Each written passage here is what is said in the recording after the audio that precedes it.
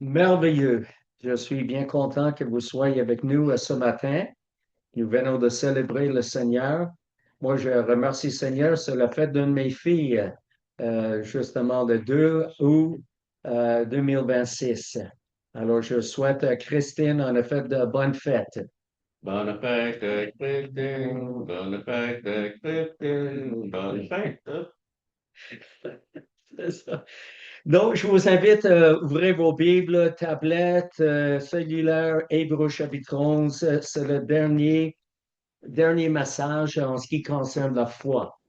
Donc, je vous invite à aller sur le site web de la communauté ou la page sur Facebook, sur la communauté Jubilé ou sur YouTube, X.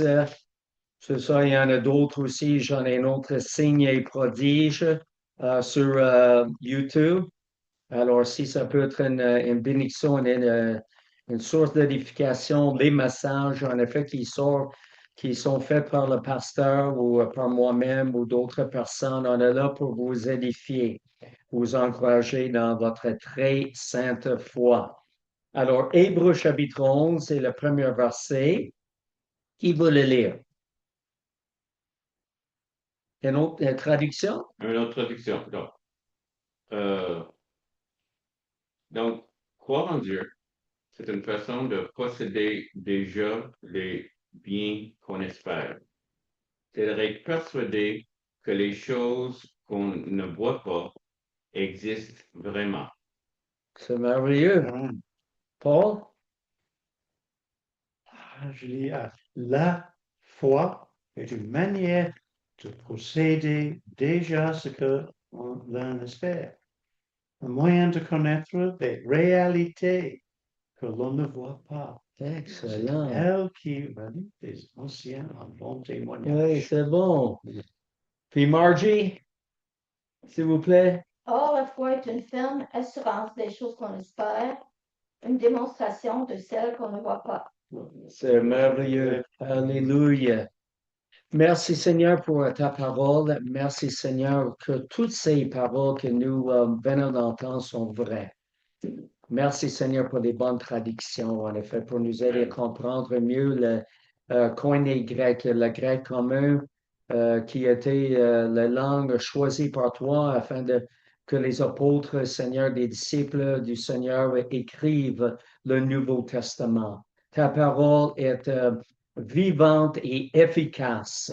Merci Seigneur que tu puisses vraiment parler nos cœurs ce matin afin que nous soyons bénis et édifiés et encouragés au nom de Jésus. Et Amen. Amen. Amen. Donc, on va faire un petit résumé de Hébreux chapitre 11 et la première partie du premier verset. Dans la Bible que j'ai, la foi est une ferme assurance des choses qu'on espère. Est-ce que vous vous rappelez qu'on a dit la foi donne une substance? Oui. C'est une réalité Oui. à ce que, ou de ce que nous espérons. Ouais. Aucun espoir, s'il n'y a aucun espoir, on n'a pas de foi. Oui. L'espérance est la ferme entente ou l'attente confiante pour l'avenir, Amen. que ce que Dieu a promis, il l'accomplira. Ça, c'est le mot pour l'espérance dans la Bible. D'accord? C'est pas l'idée que j'espère en effet qu'il va faire beau et chaud aujourd'hui. Ça a l'air que ça va être le cas. Alors, moi, je vais être vraiment béni. Je ne sais pas pour d'autres, mais moi, oui. C'est ça. Oui. L'espérance est comme un thermostat. Vous savez, c'est quoi un thermostat? Ce n'est pas l'unité de pouvoir, d'accord? Ce n'est pas de fournaise ou ce n'est pas les plantes électriques, mais elle contrôle l'unité de pouvoir. C'est ça. D'accord?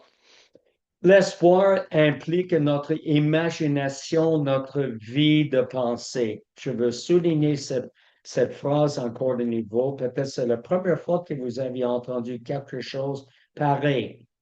L'espoir implique notre imagination, notre vie de pensée.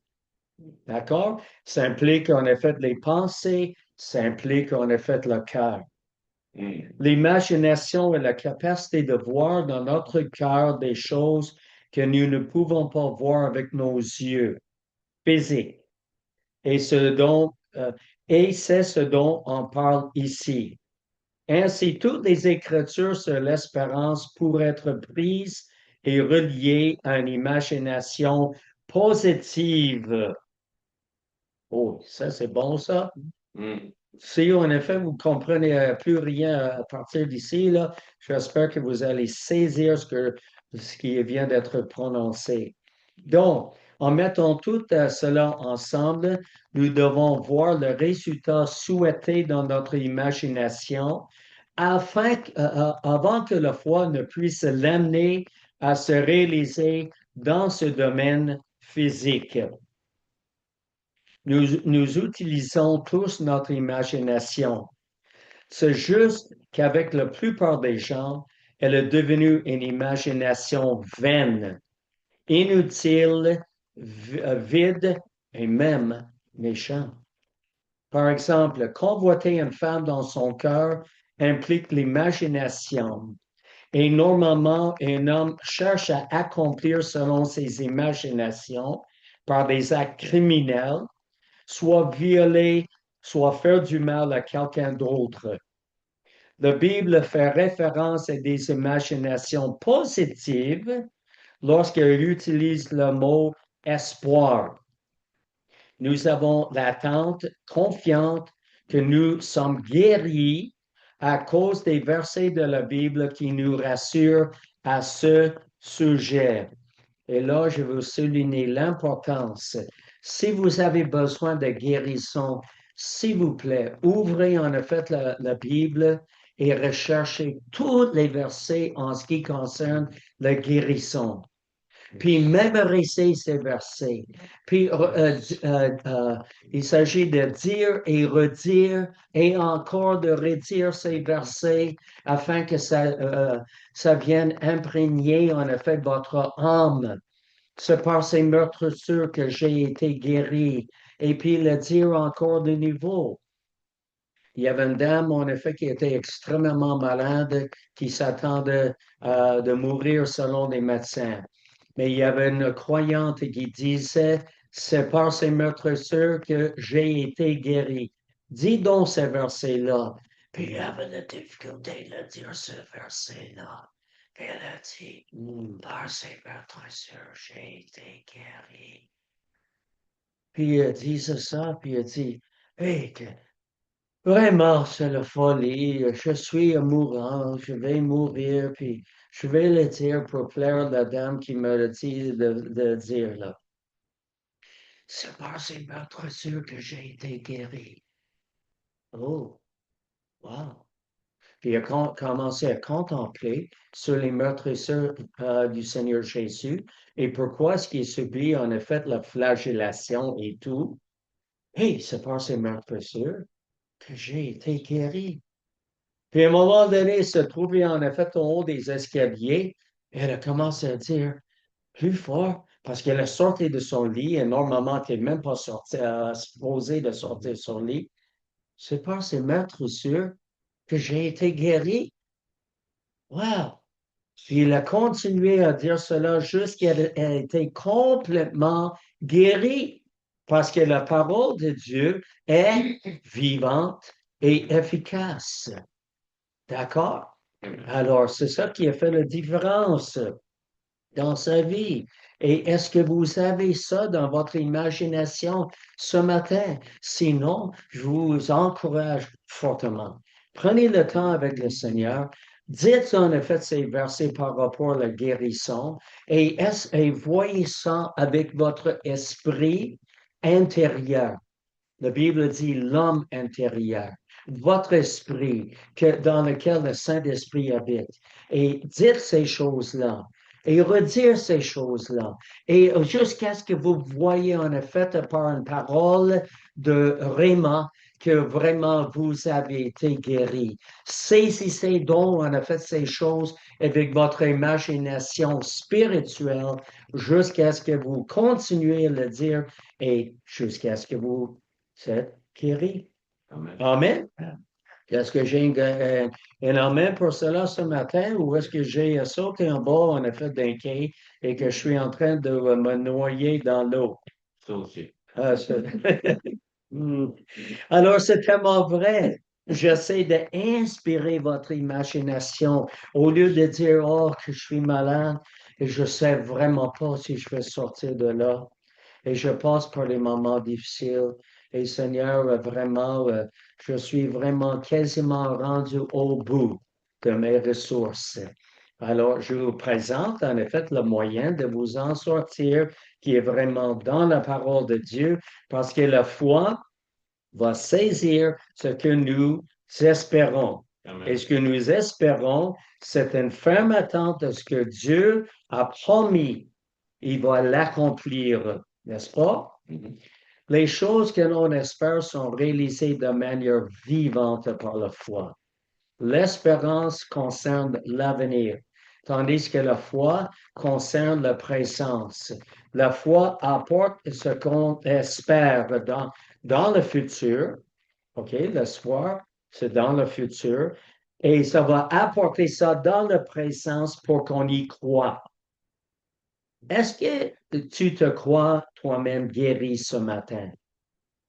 Sinon, fermez les yeux aussi longtemps que vous en avez besoin pour vous voir guéri au lieu de vivre dans le désespoir, que cela n'a pas été encore accompli dans le naturel. Vous avez même là. Vous pouvez simplement ne pas écouter ce que je suis en train de vous dire. Fermez les yeux et essayez de voir. C'est ça, avec votre imagination, dans votre esprit intérieur, que vous êtes guéri. Alléluia. C'est tellement merveilleux. Ça va vous soulager. Sinon, prenez le temps avec la parole de Dieu ouverte, avec les versets qui nous concernent par rapport à la guérison. On peut faire la même chose pour la question, en effet, pour la provision. C'est ça, trouver les versets en ce qui concerne la provision. Et puis, simplement dire ces choses-là avec foi. D'accord? Parce que la foi saisit, la foi est une substance, est une ferme assurance de ce qu'on espère. Donc, il s'agit de pratiquer cela jusqu'à ce que vous soyez guéri dans l'homme intérieur, dans votre esprit. Si vous négligez de fortifier votre esprit spirituellement, comment est-ce que vous pouvez vous attendre d'être guéri? C'est ça. Vous êtes simplement laissé vous-même et c'est ça. Ça ne va pas trop bien. Et je vous comprends parce que c'est une guerre spirituelle et non une guerre justement selon la chair. La chair accomplit rien de bon, n'est-ce pas? Nous vivons dans la chair, mais nous ne vivons pas selon la chair, a dit l'apôtre Paul dans une de ses épîtres.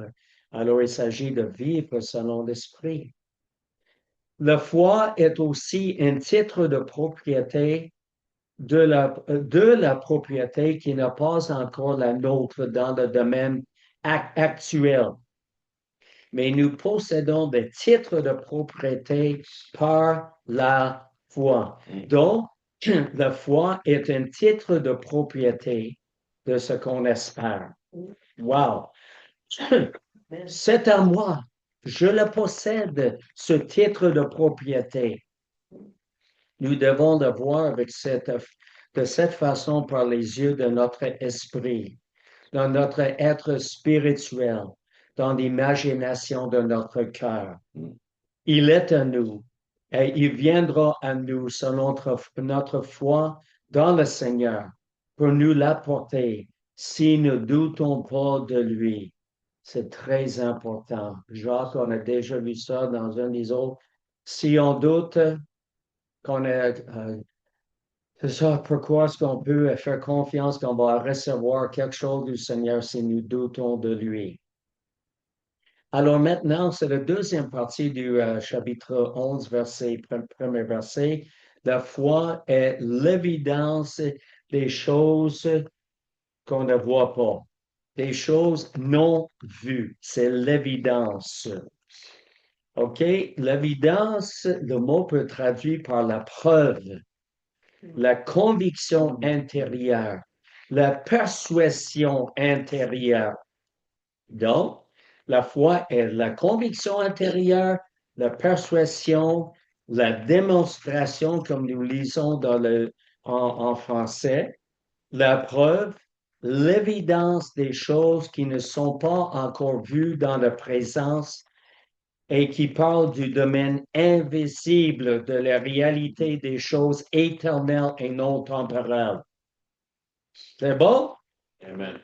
Ça, c'est une autre phrase, des phrases, très longues phrases à souligner. D'accord? Le mot démontre l'existence de l'immatériel comme si elle était réelle. Et j'aimerais vous dire, ce sont réels.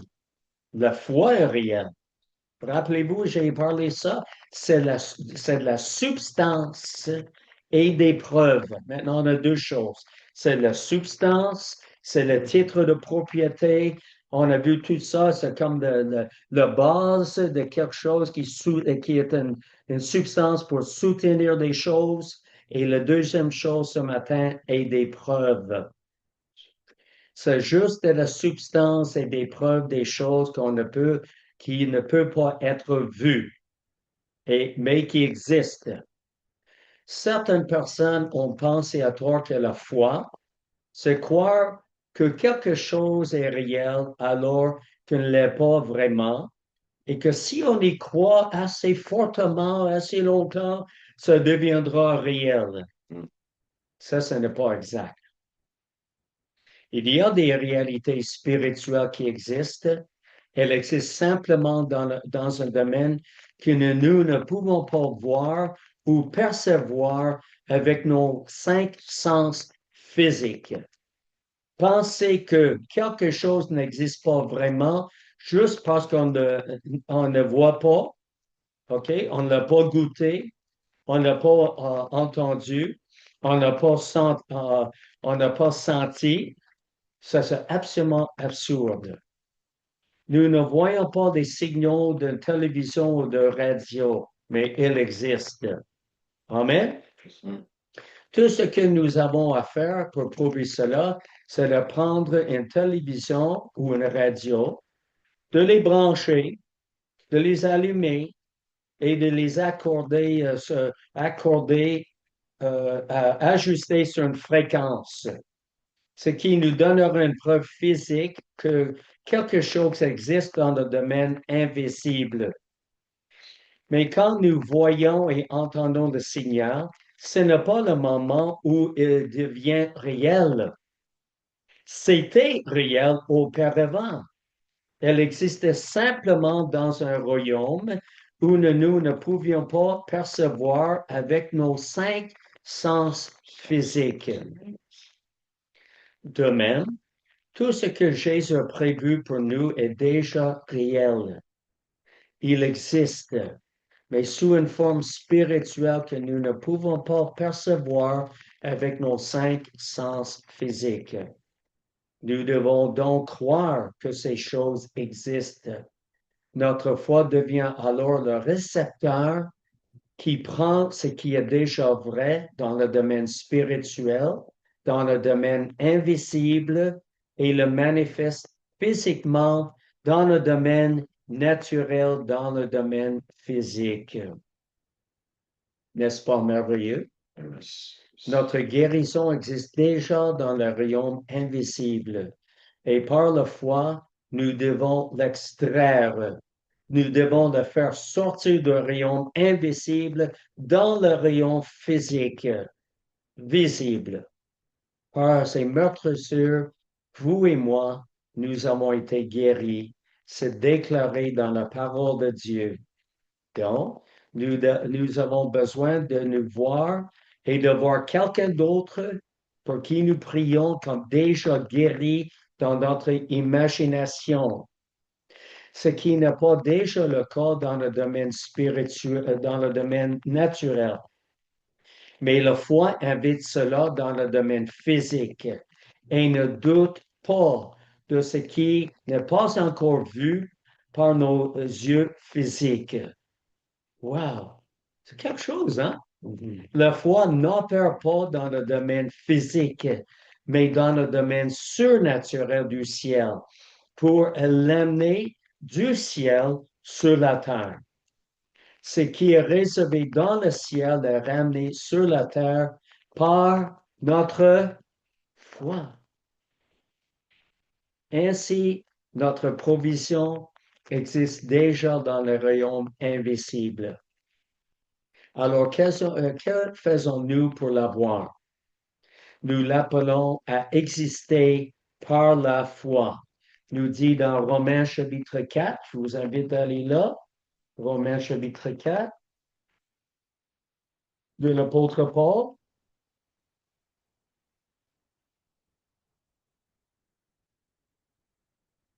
Et le verset 17. On peut commencer avec les verset 16. Verset 13.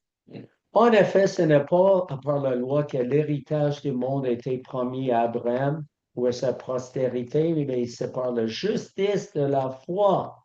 Car si les héritiers le sont par la loi, la foi est vaine et la promesse est annulée. Car la loi produit la colère, et là où il n'y a point de loi, il n'y a point non plus de transgression. C'est pourquoi les héritiers le sont par la foi, pour que ce soit par la grâce, afin que la promesse soit assurée à toute la postérité, non seulement à celles qui sont sous la loi, mais aussi à celles qui ont la foi d'Abraham, notre Père à tous, selon qui est écrit. Voici le verset. Je t'ai établi Père d'un grand nombre de nations. Il est notre Père devant celui auquel il a cru. Dieu, qui donne la vie aux morts et qui, je souligne, appelle des choses qui ne sont point comme si elles étaient. Espérant contre toute espérance et cru, et devint ainsi le Père d'un grand nombre de nations, selon ce qui lui avait été dit, telle sera ta postérité. Wow, c'est quelque chose là. Dans le contexte, Abraham a cru à Dieu. Lorsque Dieu a changé son nom d'Abraham, ça veut dire Père élevé, à Abraham, le Père de multitude. Cela est arrivé 1 an avant la naissance d'Isaac, dont c'est Dieu qui confessait qu'à Abraham, ou déclaré à Abraham, qu'il était le Père d'une multitude avant que cela n'arrive physiquement. Et Abraham a cru à la signification de ce nouveau nom qui lui avait été donné par Dieu. C'est pour ça qu'il a eu. Il aurait pu dire à Dieu, oh, Dieu, c'est ridicule. Je ne crois pas un mot de ce que tu viens de dire. Mais non, au lieu d'avoir fait cela, il a cru à Dieu et il a reçu ce que Dieu lui avait promis et ceux pour qui il avait cru. Wow! Pourquoi il avait cru? Ben, c'était pour son fils aussi. Cela illustre la foi que Dieu recherche.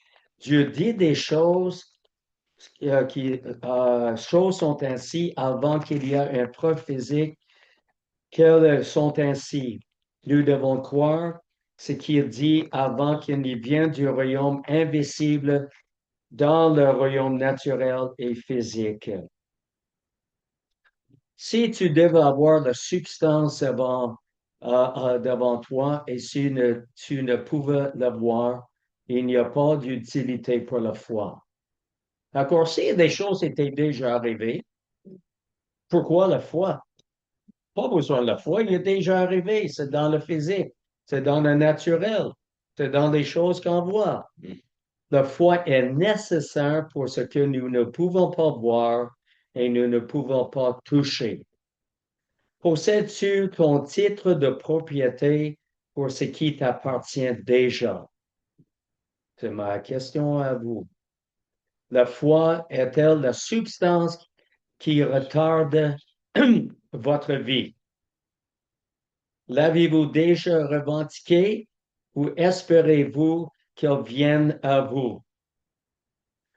Avez-vous déjà vu cela dans votre imagination? Ou ton imagination est-elle uniquement réservée aux mauvaises choses comme la convoitise? Dieu nous a parlé, donné une imagination qui est étroitement liée au désir de notre cœur. C'est à nous de décider si nous l'utilisons ou non. Par exemple, nous pouvons nous voir malades jusqu'à ce que nous mourions, empirons continuellement ou choisissant de nous considérer comme guéris et en bonne santé. Nous pouvons continuellement nous considérer comme pauvres, sans aucun moyen d'échapper à la pauvreté, en dépendance indésirable aux drogues illégales ou même aux médicaments légaux, sans aucun moyen d'y échapper. Ou nous voir bénis par un meilleur emploi et un meilleur salaire, des avantages sociaux, complètement à l'écart des drogues et heureux à ce sujet par la grâce de Dieu. Alléluia. Pourquoi cela s'est-il produit? Parce que vous avez détourné vos yeux de vos circonstances et vous vous êtes concentré sur ce que Dieu vous a en réserve, en le voyant vivement dans votre imagination et en le revendiquant par la foi. Le royaume invisible est le vrai royaume où tout ce que nous désirons légitimement existe déjà. Il ne s'agit que le transfert de ce que nous avons besoin à ce que nous voulons dans notre royaume à nous sur la terre.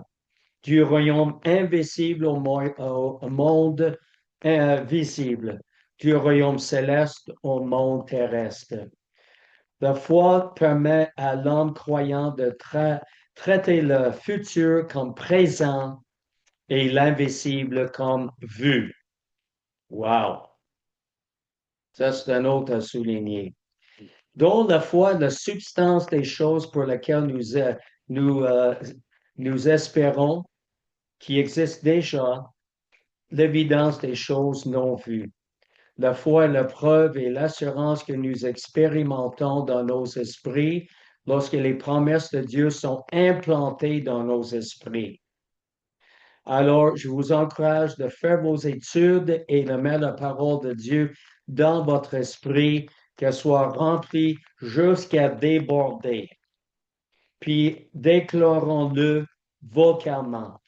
Cette assurance n'a lieu que lorsque le processus de méditation de la parole, de visualisation, de décréter et de déclarer à nos esprits, c'est ça, afin qu'ils soient imprégnés.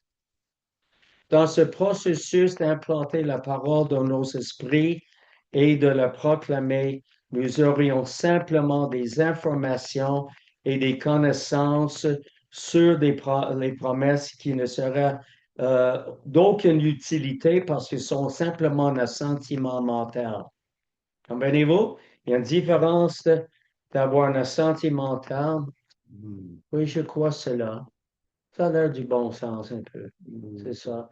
Mais que ça, on soit saisi ça dans notre esprit intérieur et qu'on a vu ça, on a fait avec notre imagination, c'est quelque chose qui se réalise et voilà, chez cette assurance subsistante, chez le titre de propriété, c'est à moi. En effet, j'ai reçu cette parole vraiment de Dieu dans mon esprit et voilà. Et c'est la preuve, l'évidence que ça va se réaliser, même si je ne le vois pas. Alors, voici une prière Le champ de bataille est dans mon imagination, mes pensées. J'abattrai les forteresses que l'ennemi a placées dans mon imagination, la vie des pensées. Je change en effet les pensées, mon imagination, pour ce qui est spirituel. Je m'attends à toi, Seigneur. Je mettrai de nouvelles images dans le domaine de mon imagination. Alléluia. Et c'est comme ça que nous allons vaincre les forteresses que nous avons adoptées, en effet, dans nos pensées, dans notre imagination, qui sont complètement faux. Complètement faux. Les fausses imaginations, les fausses, en effet, pensées, et on les remplace avec ce qui vient de notre esprit. Et oui, Seigneur, je me vois tel que ta parole me dit. Je suis complètement guéri. Je suis enrichi. Merci pour la provision. Merci pour la guérison. Au nom tout-puissant de Jésus. Et Amen. Alors, Seigneur, merci que tu fais cette œuvre dans nous, Seigneur. C'est vraiment une guerre spirituelle dans laquelle, en effet, nous nous sommes engagés. Seigneur, nous te faisons confiance selon ta parole pour tout ce que nous avons besoin. Pour ces raisons, dans l'Ancien Testament, disait que tu étais El Shaddai. Tu es plus qu'il faut pour n'importe quelle situation. Tu es c'est ça, Jéhovah Jireh, celui qui pourvoit notre pourvoyeur. Tu es Jéhovah Rapha, celui qui est notre guérisseur. Merci Seigneur. Alléluia. Et parce que nous faisons partie, en effet, de la nouvelle alliance, tu agis toujours en notre faveur en réponse de la monnaie qui est employée dans le ciel par laquelle nous pouvons échanger avec toi. Et la monnaie céleste, c'est la foi. C'est la foi. Merci Seigneur. Alors, merci que la foi est une ferme assurance des choses qu'on espère, une démonstration des choses qu'on ne voit pas. Au nom précieux de Jésus. Amen. Amen. Merci Seigneur. Alléluia. Oups. On va y arriver.